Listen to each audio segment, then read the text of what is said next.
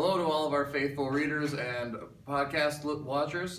This is the championship game edition of By the Board. I am Mr. Guyette along with star podcaster Greg Vince, and we are going to talk today about the two championship games which are coming up this weekend. Let's start with the Vikings and the Eagles. Greg, I'll have you go first. Yeah, so it's pretty interesting this week. The Eagles don't have Carson Wentz anymore, which is a huge factor. It takes away the scrambling, and Nick Foles doesn't have a very good history in the playoffs. So the essential question is, can he take care of business at home?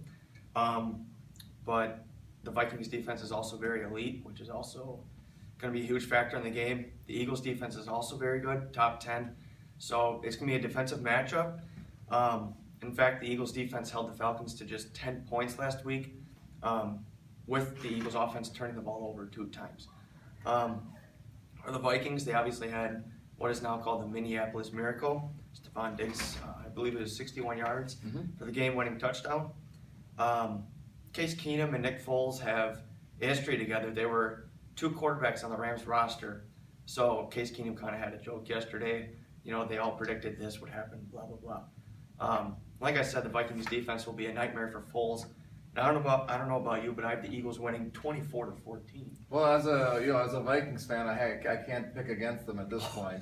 I do agree with you that it's going to be a low-scoring game, though. I see a lot of field goals. I don't see too many touchdowns.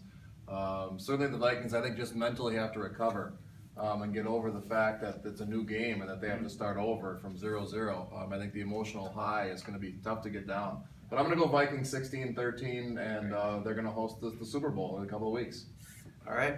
Next up is the Jaguars visiting the Patriots.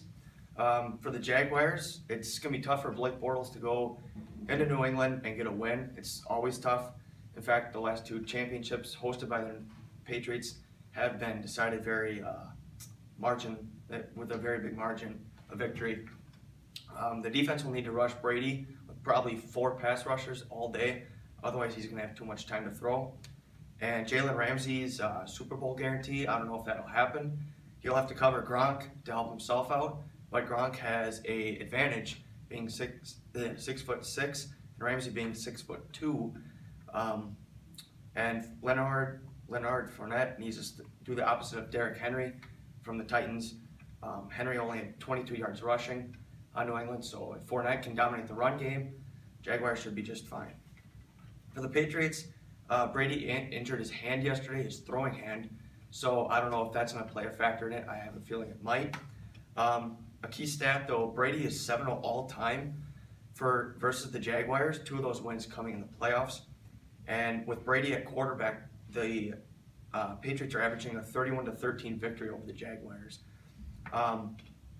Brady has thrown 6 touchdown passes and no picks in the playoffs against the Jaguars. The Malcolm Butler factor, I think Butler is on a decline in his play. He hasn't played very well. Last week he gave up both touchdowns to the Titans. A couple rookies could be in the spotlight this week, Dietrich Wise Jr. and Adam Butler on the defensive line. They have combined for a lot of sacks. They combined for at least half the sacks, last week against the Titans. And no Malcolm Mitchell for the Patriots this year. He did not get activated off of IR. I have the Patriots winning 34-23.